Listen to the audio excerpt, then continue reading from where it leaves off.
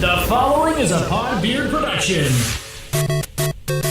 Two fries in the game! Look at my butt. Heavy the laxative. Father, what is this? I do not know. My blood moon is rising once again. In a world where two ordinary gamers team up to fight the forces of boredom, this is their podcast, and this is their story.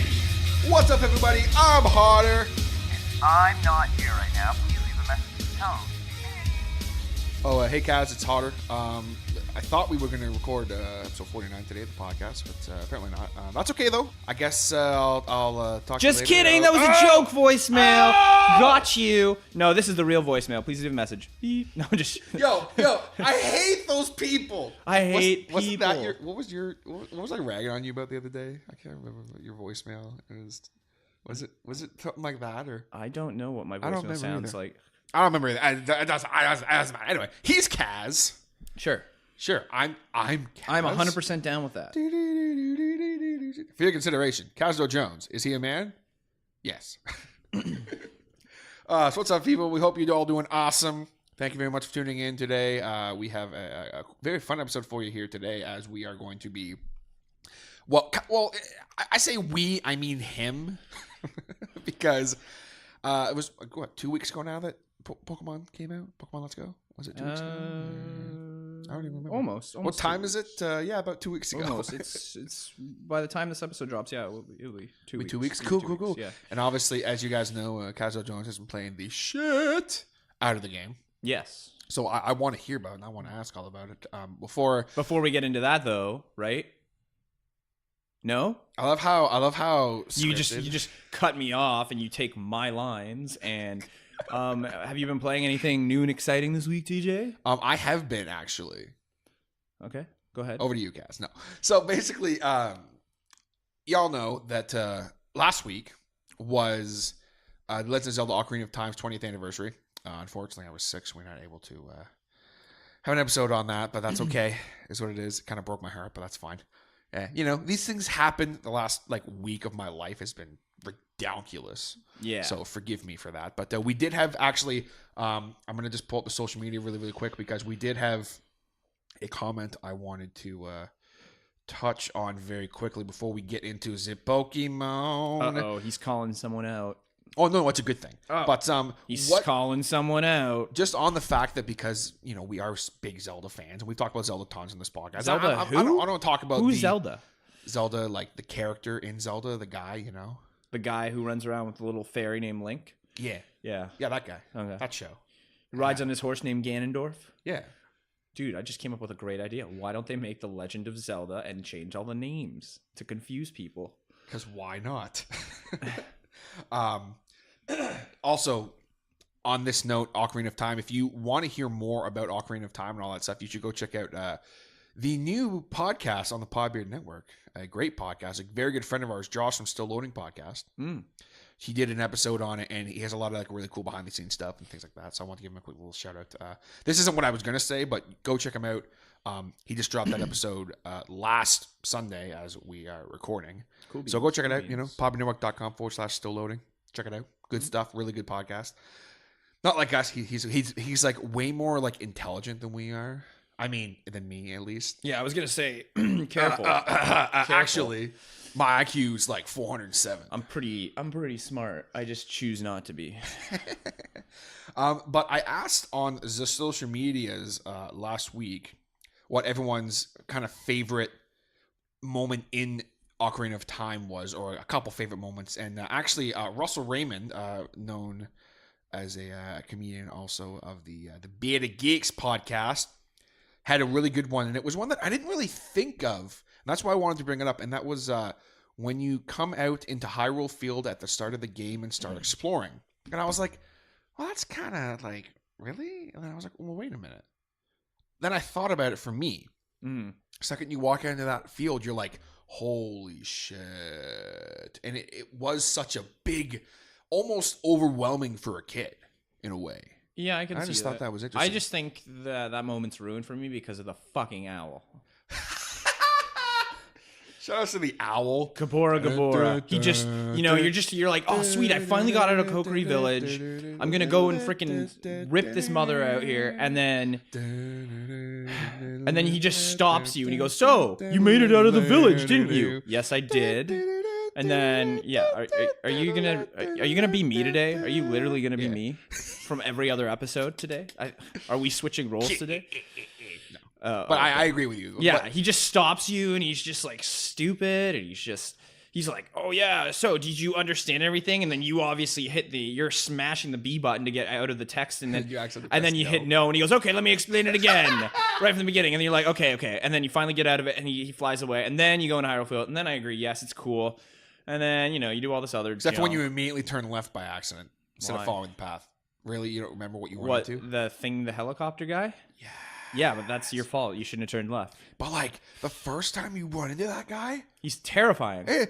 Look. He's horrifying. And, like, you don't know how to kill him and you're freaking out. And then you figure out you just shoot his little dingy thing. You just find out, just ignore him because it's not worth it. Because you just run away. And run away and go meet Zelda and... all that junk. Yeah, so. that was a really cool moment. But I was curious. What was like one of your favorite moments in the game overall? Well, when I first played Ocarina of Time, I wasn't really good at it, and I got kind of scared. So when I was like young, like this game came out when I was like 4 years old, and I didn't play it probably till I want to say I didn't play it probably. I had it for the N64, but I never really played through it. And then I got the Zelda collectors for GameCube, and that's when I think that was the first time I actually played it, like fully through. And I was terrified. So I beat the first 3 as the kid, and then when I went to the Forest Temple, I just got terrified and I couldn't play anymore. Yeah, man, walking into that Forest Temple for the first time. But then anyway, so then I was a little bit older and I got up the courage to do that. But my favorite moment, I don't know, or at least a moment that really kind of sticks out in your memory that you always. A favorite moment might be a little tricky.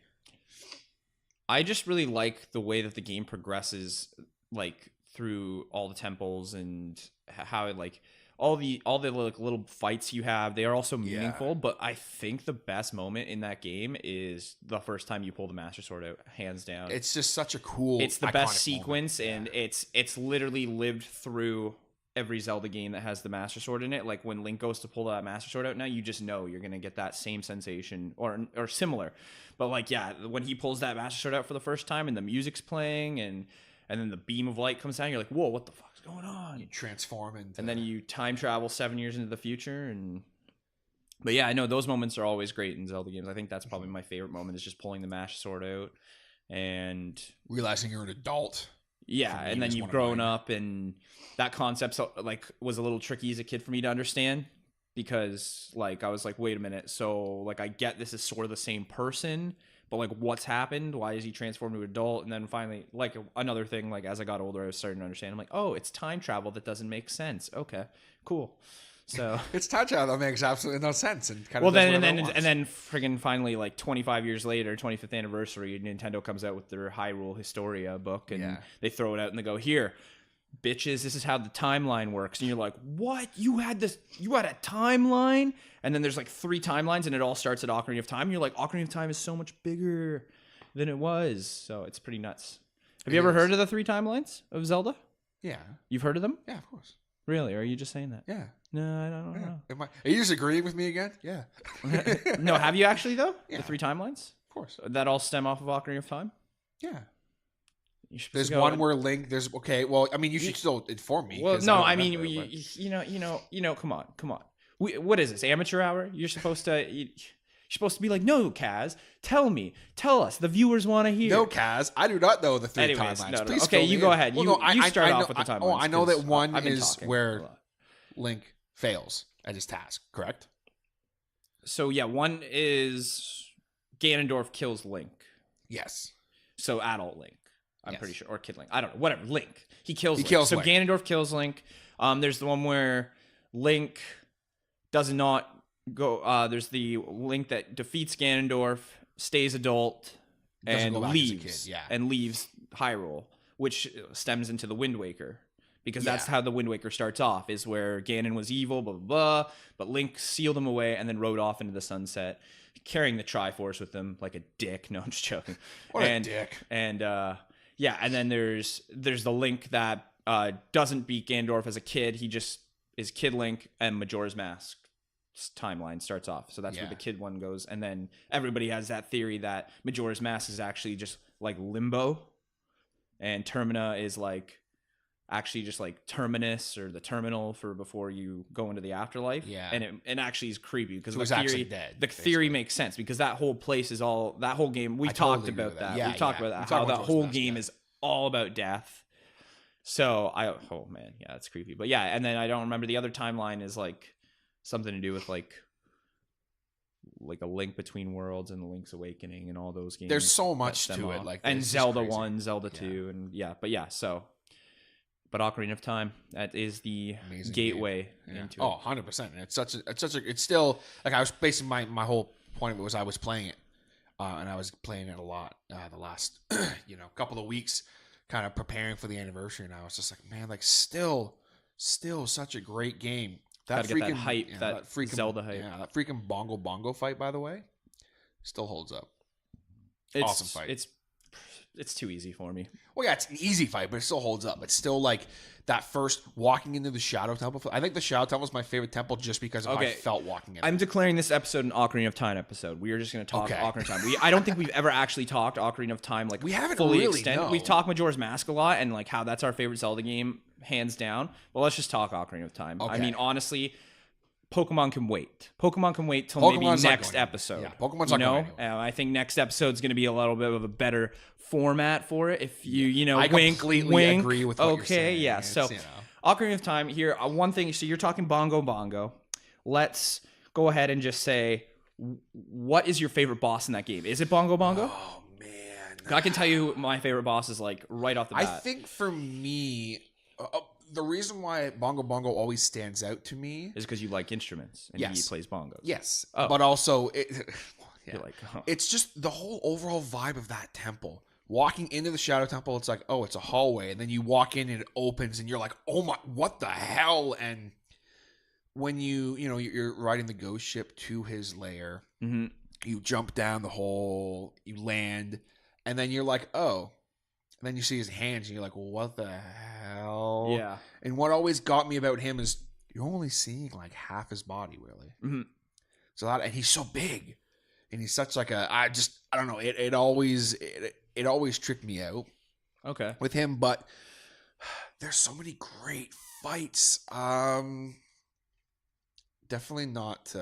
I love the final fight in the game with Ganon and Ganondorf. Mm-hmm.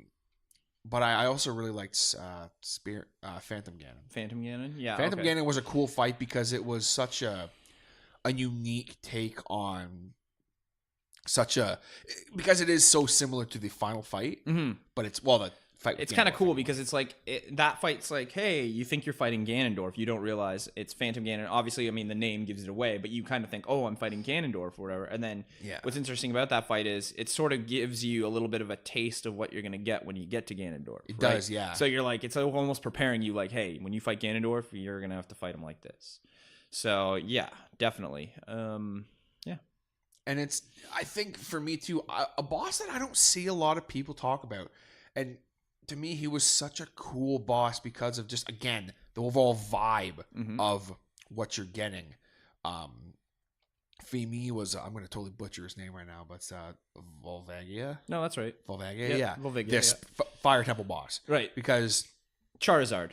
Basically an overgrown Charizard. Well, he doesn't look like overgrown lizard, overgrown snake Charizard. Yeah, these bosses though, like some of them are underwhelming to me because, and I shouldn't say it's because of, like if someone who is just starting, let's say someone tomorrow has never played Ocarina of Time, decides to play Ocarina of Time, they will find it challenging because they don't know the bosses. But like me, when I found out different ways to beat these bosses, and so once I found them out, I'm like, okay, this boss is really easy. This boss is easy. But there's two bosses that I find in this game that are just like completely, for me, I can't, like, I don't struggle with them because I don't struggle with anything in Ocarina of Time.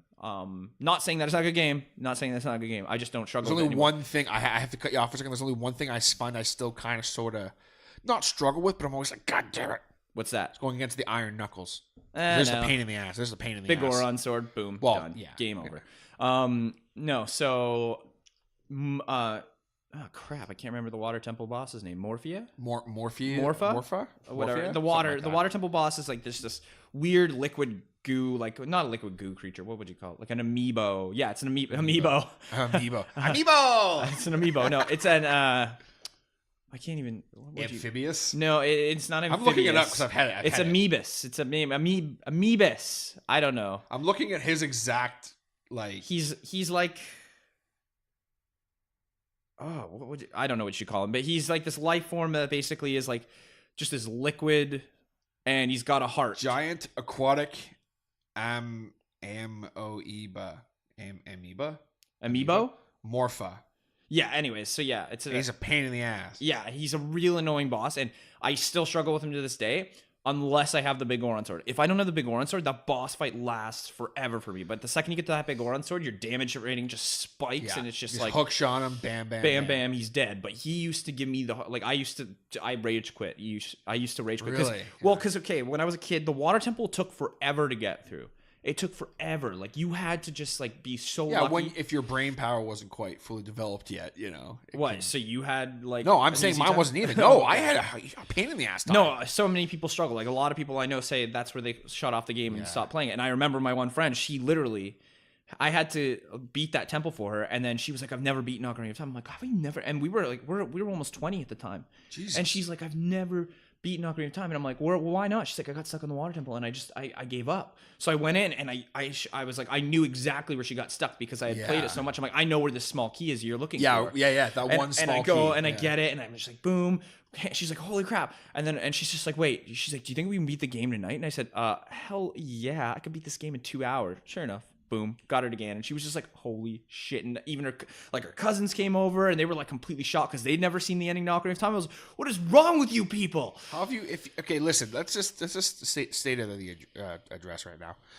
If you are currently listening to this podcast and you have not played and beaten Ocarina of Time, pause this podcast, go play Ocarina of Time, beat it, and then come back. We'll wait. And we're done waiting. I stole that from Josh.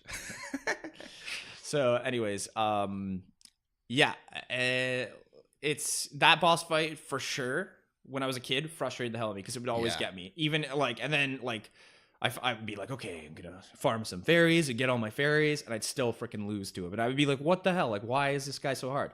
And then the next one, this would have to be my favorite boss fight in the game, just because, like the kid bosses are all fun. Don't get me wrong, like the Dodongo King's always a fun boss fight. The music for him is just great. Goma is a great first boss. That's one that I'm going to talk about when you're done because I totally kind of sort of skipped over her. And Baronade, which is the jellyfish thing, the giant. He's the jellyfish mastermind or whatever. I don't know. He's like a hive thing that takes over the whale. Anyways, it's the sisters, the Rova sisters. The twin Rova sisters are my favorite boss fight because that is the one game. It's the only game, if I'm correct. I'm just trying to think about it. Yeah, it's the only game where the mirror shield is utilized as the main weapon in the fight. I think so, yeah. I think you're right. And it is incredible because the second you learn that your shield charges up energy, that blew my mind because I never when I would always watch my uncles play it when I was a kid, right? Because they were just amazing at the game. They were just like boom, boom, boom. We can hammer it, and I always would play on their file, just walk around, just goof around and stuff. And whenever I saw the mirror shield, I'm like, that's such a cool shield, but what does it do? And they're like, oh, it's for a specific temple, but it doesn't do anything. It's just basically a shield now. And I'm like, oh. So when I got to that temple and then I got to that boss fight, and it was just like, yeah, you'll never beat us, blah, blah, our attacks are too powerful for you. And then you hold out your shield and it just starts glowing, and it's like their attack hits your shield, just whoom, and it's just like, then you realize your shield's charging up energy, and you're just like, holy crap, this is the coolest boss fight ever. As a kid, like I was like, this is insane.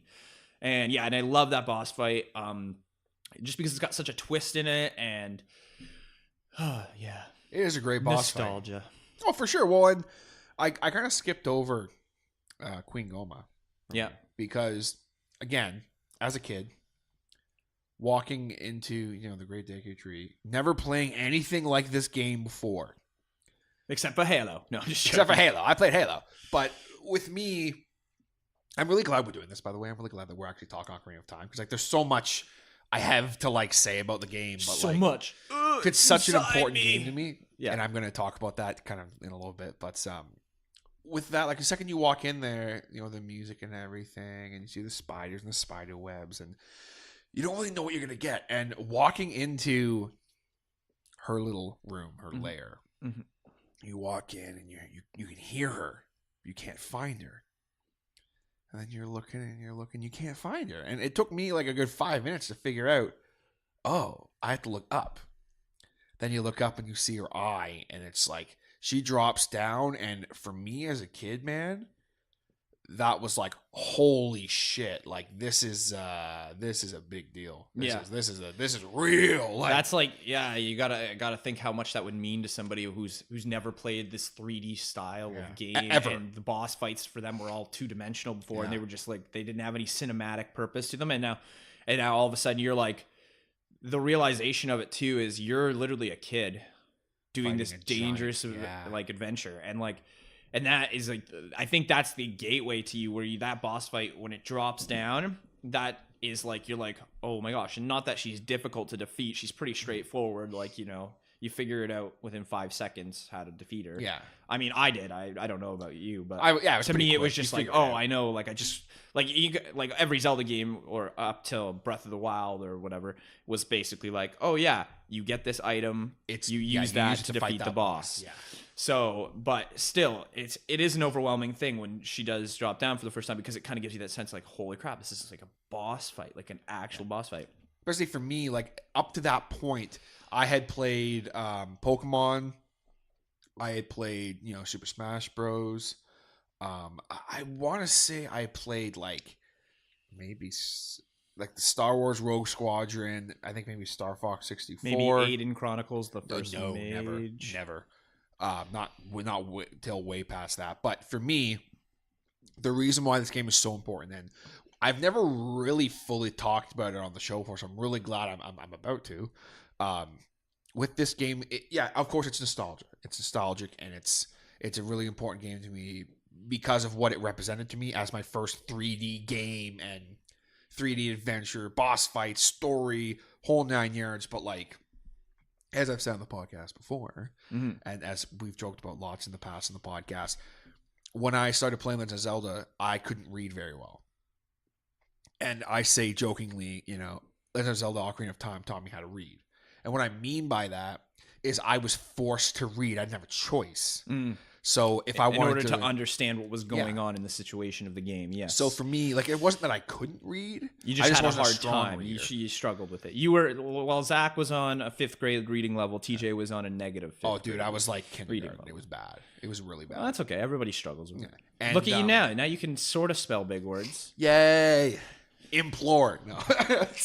That's not spelling. That's my just big saying. word. Implore. I can't even spell it. Anyway, now I podcast instead, so it's fine. Spell claustrophobia. C-L-A-W. Claw. Gotta go back and look at Ocarina of Time. Where's that the- sentence about claustrophobia?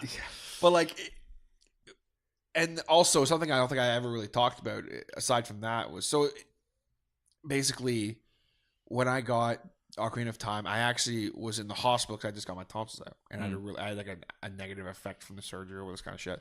So I rented Ocarina of Time just before. I played it for like a couple hours basically. Then I had to go. We didn't have a choice.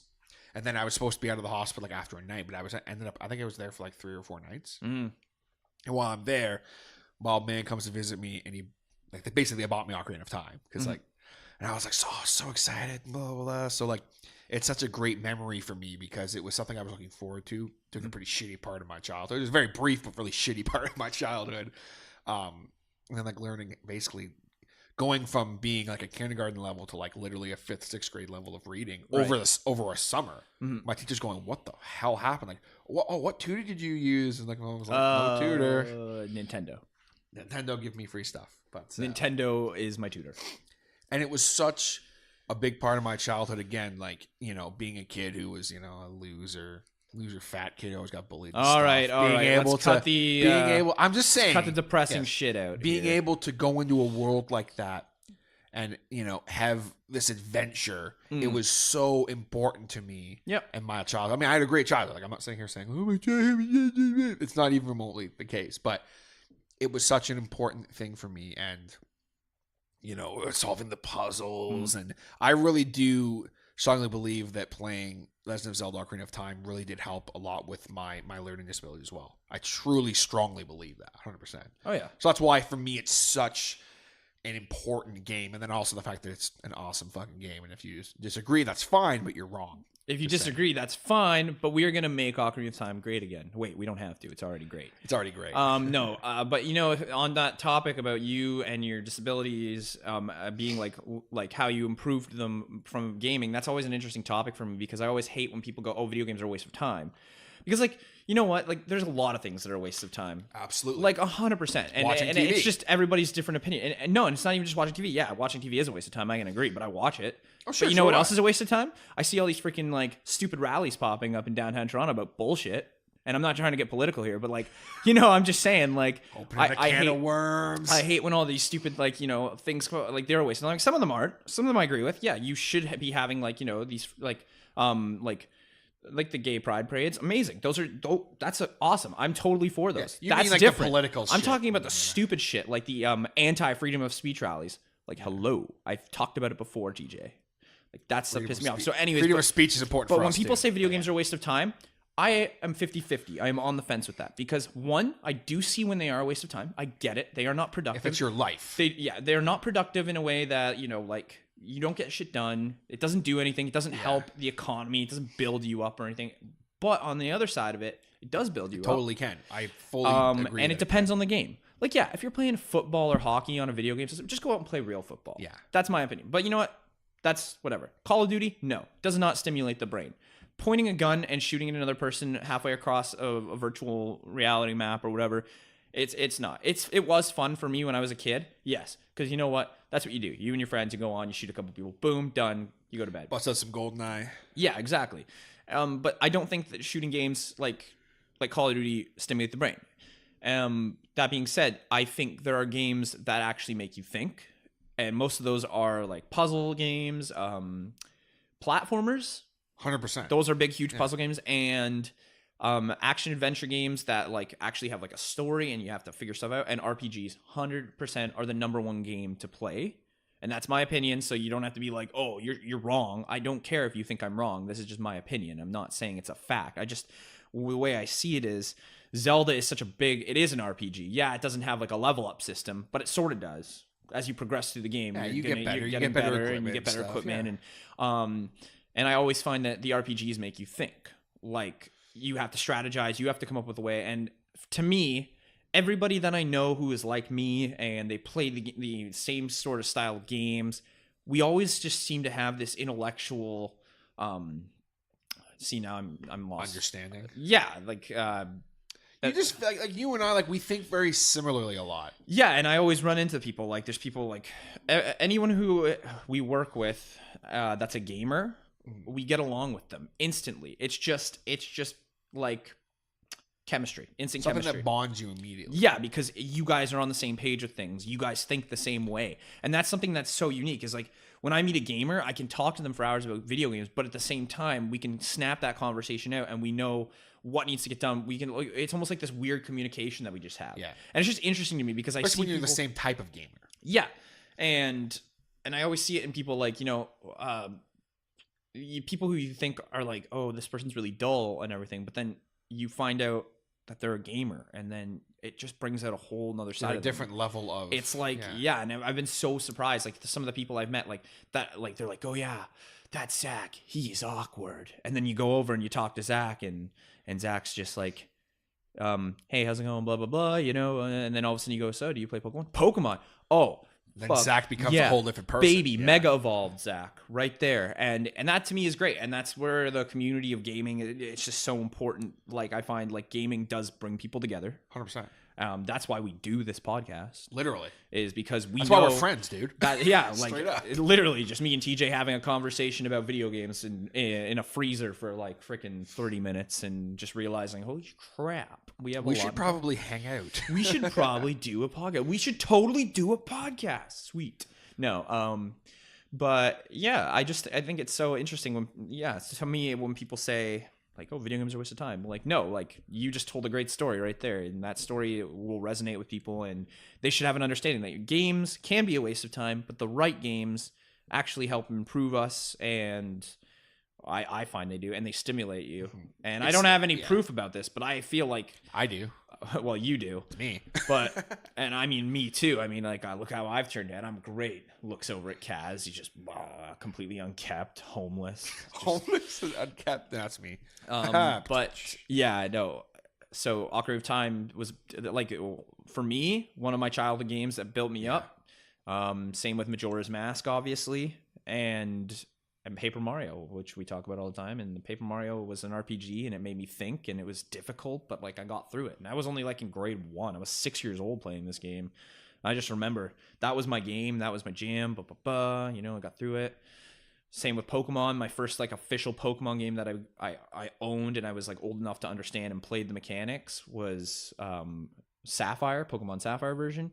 And that game changed me too. That taught me how to like strategize, how to, you know, like work with a team, and like you get to choose your team, and that is why I'm a supervisor now. No, just joking. And that is why I am a supervisor at a fast food restaurant, and I have a team, and I can position people. Go Charizard. It's Andy. What? Go Andy. Use bite on that customer. I'm not going to bite that customer. I see. I don't have enough gym badges for you to obey me. Walks outside, runs around, just shouting at people. I'll show you.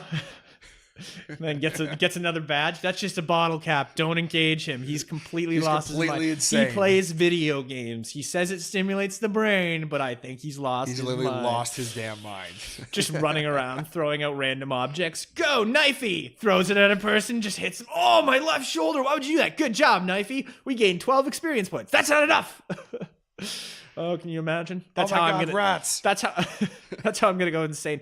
Oh my gosh, it's a wild Pidgey. That's just a bird. It's a seagull. So it's a Wingle, you say? I'll catch it. He just jumps on the shit at it. Just jumps on the seagull, just pecking my eyes. But yeah. I feel like seagulls wouldn't give a shit though. A seagull would be like, whatever, all right. Yeah, but why would you want a seagull as a Pokemon? Why not? I don't know. Why would you want a Wingull? Nobody wants a Wingull. No one actually wants a Wingull. Get out of here, Wingull. Oh, jeez. Well, I think just to kind of close it off today, like Ocarina of Time it's one of those games that it's timeless. Everyone loves Ocarina of Time. We love Ocarina of Time.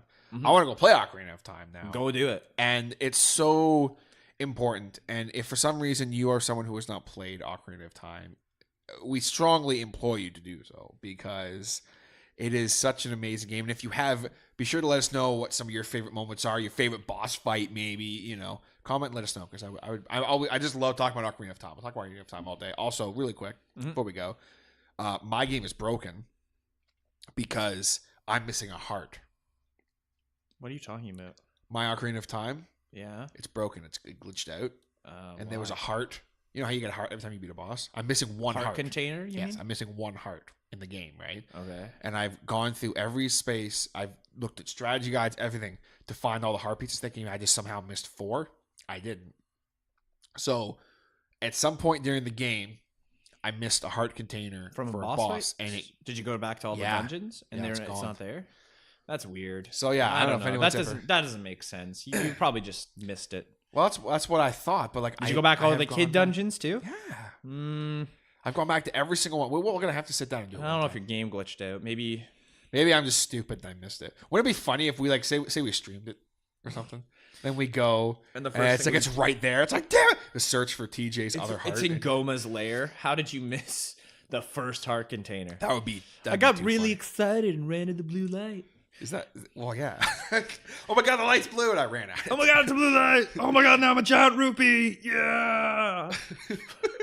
Floats away. That's kid TJ.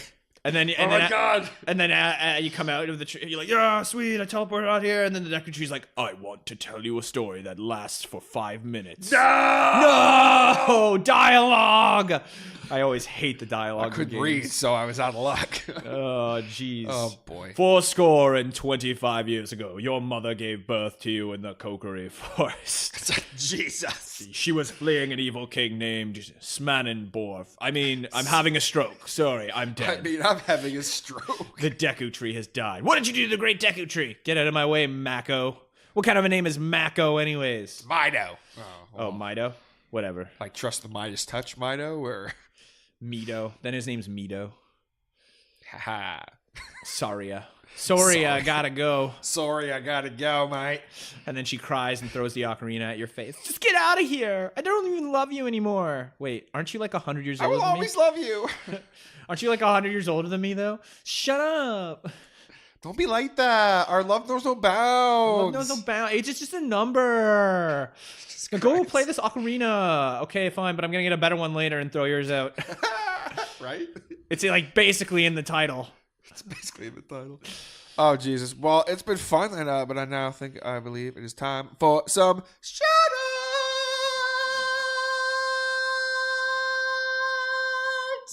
Shoutouts initiating! So, of course, I want to make sure I give a big shout out to the entirety of the PodBeard Network. You know, our boy Darkrunner's been killing it lately, actually, doing some streaming thing. Can we come up with a new name for him other than Darkrunner? I feel like that's offensive to many people. Offensive to people who run in the dark. For the people who are Night Runners. Actually, that's his new name. Night Runner. No, Night He's Rider. not Knight Rider. Now he's Knight Rider Gaming. So you can check him out. Of course, want to give a big shout out again to Josh, Still Loading Podcast, new show on the network. He's killing it. Check out his Ocarina of Time episode. Yeah. He did an No, awesome go job. right now. Check it out. Yeah, go check it Stop out. listening to us. Our podcast is worth it. Feel that Hodder show guy. Big shout outs to honestly the show, I guess. I miss you guys. Boy and wish you Stick. guys, boy and stick. I wish you guys would, show up because I miss you. I want to see some new content, but it's what it is. Of course, want to give a big shout out as well to all of our friends at Drinks and Larry podcast, killing it, always awesome. Go give them a listen. They gave us a nice little shout out the other day, so I appreciate it. Big shout out to the Bandit Cakes, really great podcast. See, I didn't do it. They go, oh, yes, man, I don't know. Just kidding, I did it. Oh my gosh. They actually just did a super fight episode again, which is what made me fall in love with the Bandit Cakes podcast. A super fun episode. A super fight episode. Oh, super They fight. played the game Super Fight. It was awesome. Okay. Of course, want to give a shout out as well. So make sure I don't forget anybody. Christian David's Amazing Nerd Show. Great podcast. Check them out. And any shout out you want to give, Kaz? No, I'm good. Nope, you're good. All right. Well, everybody, I have been Hodder. And I've been Kaz. And we'll see you next time on Two Guys and a Game. Bye, everybody. And then it's all like, next time on Two Guys in the Game. Dun, dun, dun, dun, dun, dun. It just gets all intense. And Can DJ eat this entire beef and cheddar? Yes. will Kaz go on a tangent? Tune in next week for the exciting conclusion.